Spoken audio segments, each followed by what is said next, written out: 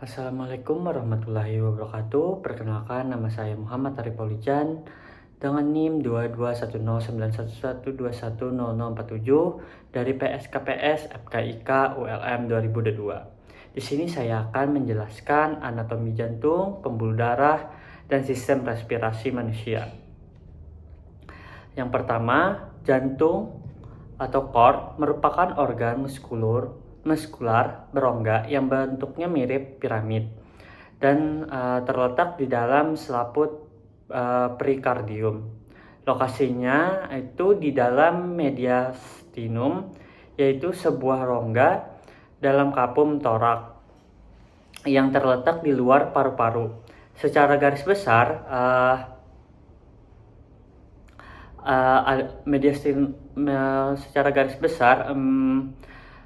adalah mediastinum superior dan mediastinum inferior.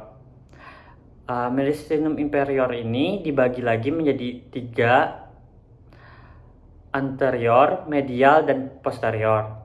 Jadi jantung persisnya berada pada mediastinum inferior.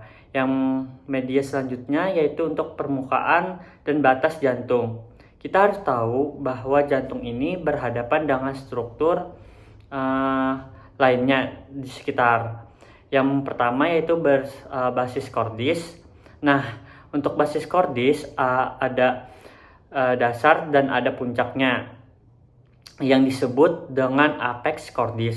Sisi berlawanannya dari basis cordis, sebagian basis cordis berbentuk dari atrium sinistra, atrium dextra, dan pembuluh-pembuluh darah. Permukaan selanjutnya yaitu fascies sternocostalis, yaitu sesuai namanya, ini adalah bagian di anterior jantung yang menghadap ke daerah sternum. Ini sebagian besar terdiri dari ventricle dextra maupun sinistra, dan juga dari atrium dan auricula dexa. Selanjutnya yaitu fascies diaphragmatica, yaitu sisi yang menghadap ke diafragma. Adapun diafragma yang menghadap langsung kepada jantung disebut dengan struktur yang dinamakan dengan centrum tendinium diafragma. Yang terakhir yaitu fascies pulmonalis, yaitu daerah jantung yang berhadapan langsung dengan paru-paru, dan kita bisa dapat membagi 2 margo jantung, yaitu batas sisi kanan disebut dengan margo acutus dan sisanya yang lebih pendek disebut dengan margo obtusus di sebelah kiri. Nah, selanjutnya kita masuk ke ruang jantung. Dia tuh tersusun oleh 4 ruangan, 2 di atas atrium sinistra dan dextra, dan di bawahnya ventricle dextra dan sinistra.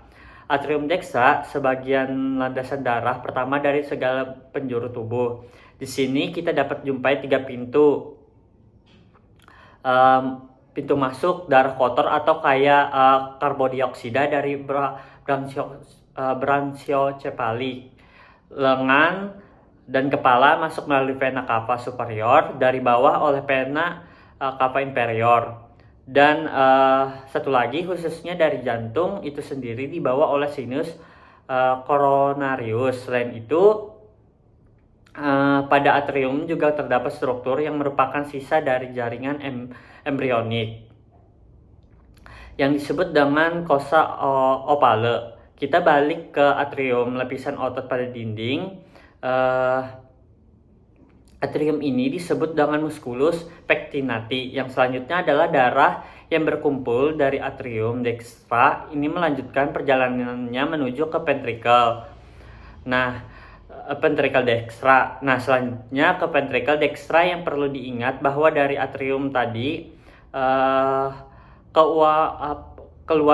keluar masuknya melalui katup tricuspidalis yang terdiri dari 3 cuspis, yaitu anterior, posterior, dan septalis yang berada di antara ventricle kiri dan ventricle kanan. Di sini juga terdapat struktur yang namanya musculus papillaris yang ikut berperan penting dalam proses buka tutup disebutnya katup. Jadi dia ini berhubungan dengan masing-masing puspis.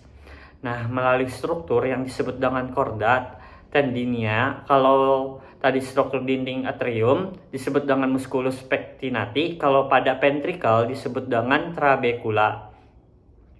Nah, karena jadi beda di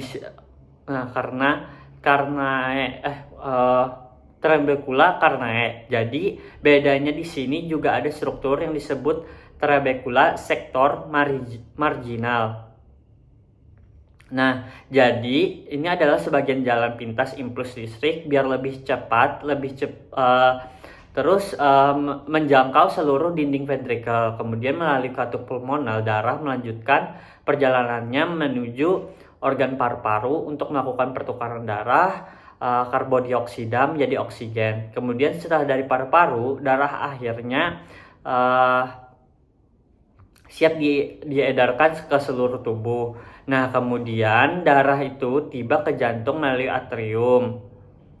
Nah, ke atrium sinistra. Jadi di ruangan dapat ditemukan muara dari vena pulmonalis dextra maupun pulmonalis sinistra. Nah, masing-masing ada superior dan ada inferior.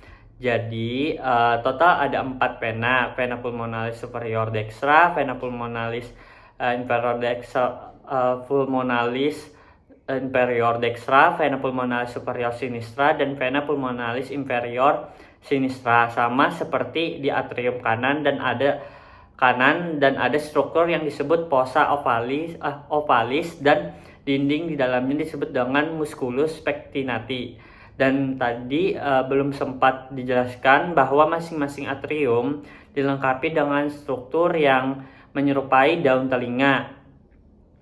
Yang ini disebut dengan auricula atrium. Auricula atrium ini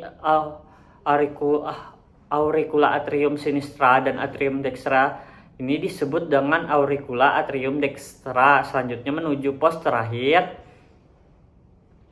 yaitu ventricle sinistra. Ada apa di ventricle sinistra? Ya kurang lebih sama dengan ventricle dextra. Yang kita tahu adalah bahwa lapisan otot ventricle sinistra ini lebih tebal karena memang beban yang lebih berat harus memompa darah ke seluruh tubuh, sedangkan ventricle dextra hanya ke paru-paru. Yang membedakan juga adalah katupnya. Jadi kita antara atrium dan ventricle dextra yang memisahkan adalah katup tricuspidalis yang memiliki 3 katup, sedangkan antara atrium sinistra dan ventricle sinistra ini hanya ada 2 katup, sehingga namanya katup bicuspidalis. Nama lainnya adalah katup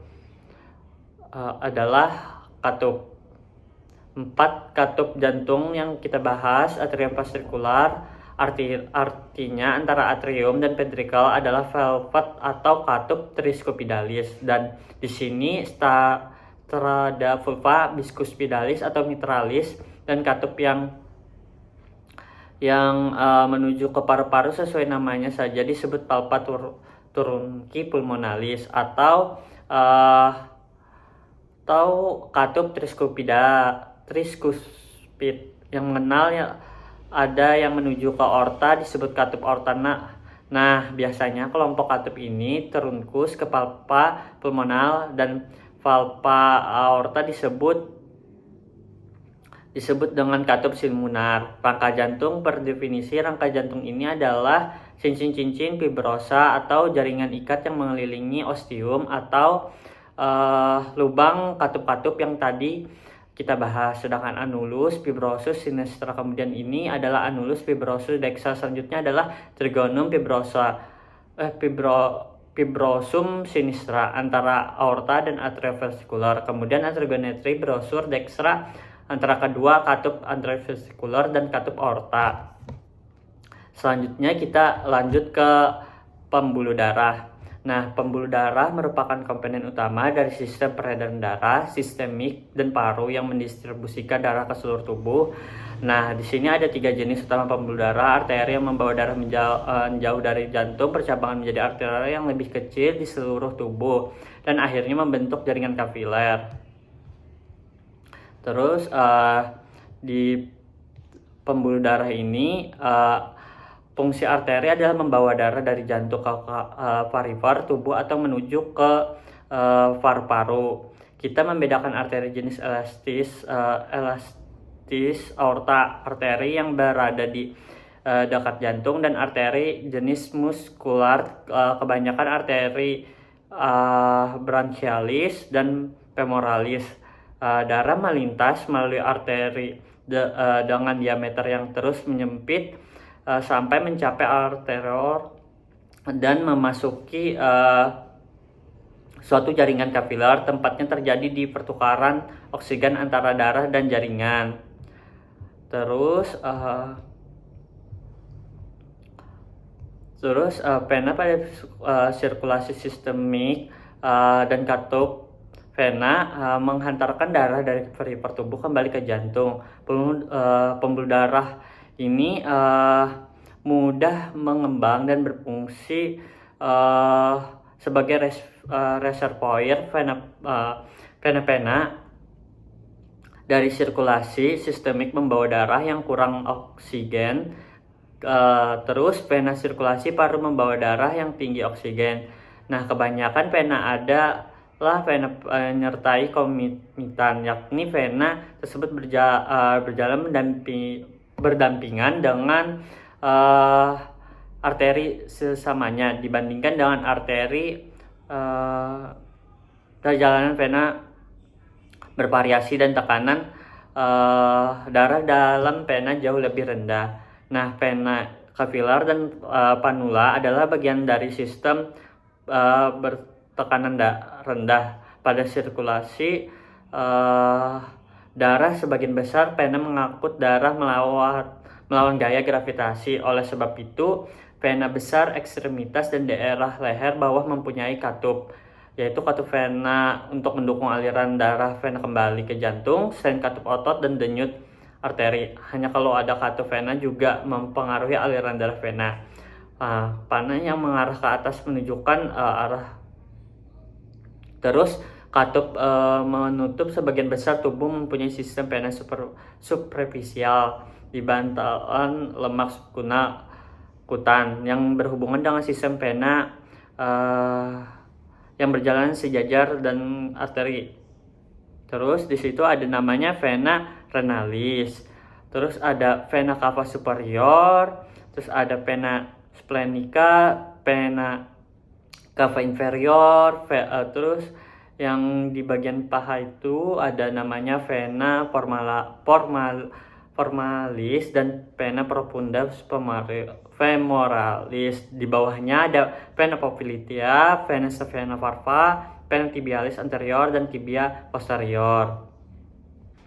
Terus di bagian lengan itu ada di bagian dekat aksila namanya vena axillaris. Terus di bawahnya ada vena cephalica, vena basilica, vena brachialis, vena mediana cubiti, vena testicular dexa, dan vena iliaca communis, dan vena iliaca interna dan iliaca externa. Selanjutnya kita beralih ke trakea. Nah, trakea ini memiliki panjang 10-13 cm dan memanjang dari kartilago krikoid pada laring hingga berbagainya. Nah, dia tuh menjadi dua bronkus utama, bronchi falciparum. Trakea terletak di bagian cervical, vas cervicalis, dan bagian torakal, yaitu disebut dengan vas thoracica. Nah, bronkus utamanya kemudian terbagi menjadi 3 dan 2 bronkus, yaitu bronchi lobaris, dan masing-masing di sisi kanan dan kiri. Bronkus lobaris ini mencabang, bronkus segmentalis yaitu bronchus segmentalis. Paru kanan mempunyai 10 segmen sehingga 10 bronkus segmentalis, namun pada paru kiri tidak terdapat segmen 7 dan bronkus yang terkait. Nah, di situ hanya cuma sampai segmen 6. Terus bronkus kemudian bercabang 6 hingga 12 kali sebelum berlanjut sebagai bronkiolus. Nah, bronkiolus mempunyai diameter yang lebih kecil dari 1 mm dan tidak memiliki kartilago dan kelenjar pada dindingnya. Setiap bronkiolus terkait dengan lobulus paru, lobulus pulmonis ini dan kemudian bercabang 3 hingga 4 kali sebelum berlanjut sebagai bronkiolus terminal, yaitu bronkiolus terminalis. Nah, terus bronkiolus ini merupakan segmen terakhir dari bagian konduksi sistem respiratorik yang memiliki volume 150 sampai 170 ml. Setiap bronkiolus terminalis membuka ke dalam acinus pulmonal, yaitu acinus pulmonis yang membentuk 10 pembentukan bronkiolus respiratory. Nah, tambah dengan ductus dan sakul alveolar, semua bagian acinus berisi alveolus sehingga acinus termasuk dalam bagian pertukaran gas pada sistem respiratory. Nah, di sini kita bisa dapat melihat ada yang namanya cartilago thyroidea, cartilago cricoidea, cartilago trachealis, ligamentum annulari, bifurcatio trachea, bronchus principalis dextra. Terus di bawahnya itu yang seperti cabang, di tengah cabang ada namanya bronchus lobaris superior dextra. Nah, di bawahnya cabang tadi dan turun ke bawah namanya cartilaginous bronchialis. Terus di situ ada lagi membentuk cabang. Nah, yang pertama itu yang di cabang pertama yang dekat nomor 4 itu namanya bronchiolus lobaris medius dexter. Terus di bawahnya ada bronchus lobaris inferior dexter. Terus ke samping yang melengkung itu namanya bronchus principalis sinister. Nah, terus bronchus lobaris superior sinister itu yang membentuk seperti cabang ke atas. Terus yang ke bawah itu namanya bronchus lobaris inferior sinister. Terus kita lanjut ke bagian pulmo. Nah, pulmo ini terbagi atas dua, yaitu pulmo dexter dan pulmo sinister. Dexter itu ada 3 ruang atau yang nama pembatasnya itu yang seperti garis itu namanya fissura obliqua. Nah, di paling atas itu namanya apex pulmonis dan di sampingnya yang seperti badannya itu namanya lobus superior. Nah, terus ke bawah lobus superior facialis costalis, terus di bawahnya itu namanya margo anterior. Nah, di dalam ruangan selanjutnya itu ada lobus medius. Nah, nama pembatasnya itu fissura horizontalis. Nah, terus paling bawah itu ada margo inferior sama basis pulmonalis. Ke samping ada lobus inferior facies costalis, margo posterior. Terus kita lanjut ke pulmo sinister. Nah, di paling atas tadi sama ada apex pulmonalis, margo anterior, lobus superior. Terus nama pembatasnya yaitu fissura obliqua. Terus di bawahnya ada margo posterior, lobus inferior facies costalis, terus basis pulmonalis, margo inferior. Nah, paru kanan mempunyai 3 lobus tadi itu, superior, medius, dan inferior, yang dipisahkan oleh fissura tadi namanya obliqua dan fissura horizontalis. Nah, paru kiri ini hanya mempunyai 2, yaitu tadi itu lobus superior dan inferior, yang dipisahkan oleh fissura obliqua, lingula pulmonis dari lobus superior, serta dengan lobus medius paru kanan dan membentuk perpanjangan seperti lidah di bagian inferior, yaitu incisura cardiaca. Paru kanan memiliki volume 2-3 liter, bahkan mencapai 5-8 liter saat inspirasi maksimal. Nah, volume ini disetara dengan area pertukaran gas 70-140 mili. Akibatnya posisi jantung yang bergeser ke kiri, volume paru kiri lebih kecil, yaitu 10-20%. Nah, terus apex paru, yaitu namanya apex pulmonis, adalah bagian karnial paru, dasar paru yang luas. Nah, yaitu basis pulmonis. Nah, yaitu seperti bagian kaudal paru, permukaan paru ditutupi oleh pleura visceralis. Nah, dan memiliki 3 baris permukaan facies, yaitu facies costalis terletak di lateral dan berlanjut ke margo inferior sebagai facialis diaphragmatica. Nah, terus di margo anterior dan margo posterior yang tumpul, fascia tersebut berlanjut sebagai fascia mediastalis ke arah mediastinum. Nah, terus hilum pulmonis adalah tempat masuk yang terletak di media untuk bronkus utama, dan struktur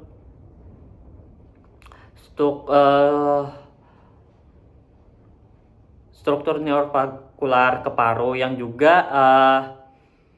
disebut sebagai akar paru. Nah, atau radik pulmonis. Nah, di hilum, pleura visceralis bercampur ke dalam pleura parietalis, dan kedua bagian yang melapisi kavitas pleura lipatan pleura ini meluas di bagian inferior ke ligamentum pulmonal. Nah, terus orientasi topografik bronkus utama dalam kaitannya dengan pembuluh darah besar di hilum paru, berbeda untuk kedua paru. Nah, pada paru kanan, yaitu bronkus principalis adalah struktur paling superior dan vena pulmonalis. Nah, dia tuh terletak di anterior. Sebaliknya, bronkus utama paru kiri terletak di bawah arteri pulmonalis. Nah, ketika menyayat radik pulmonalis, hilum sering menunjukkan beberapa nodus, yaitu nodus lymphoide tracheobronchialis yang normalnya berwarna hitam akibat endapan asap karbon. Facies mediastinalis terbentuk cekung, lebih tampak pada sisi kiri oleh jantung, trombosis cardiaca. Kedua paru menunjukkan lekukan yang disebabkan oleh pembuluh darah yang tersebar atau yang bersebelahan atau pada sisi kiri esofagus. Lekukan ini dengan baik menunjukkan hubungan topografis paru dengan organ-organ di sekitarnya. Namun lekukan ini sama seperti tepi-tepi paru, hanya tampak di paru yang terfiksasi fiksasi. Ya, dari saya sekian dari penjelasan dari saya. Mohon maaf apabila ada kesalahan. Wassalamualaikum warahmatullahi wabarakatuh.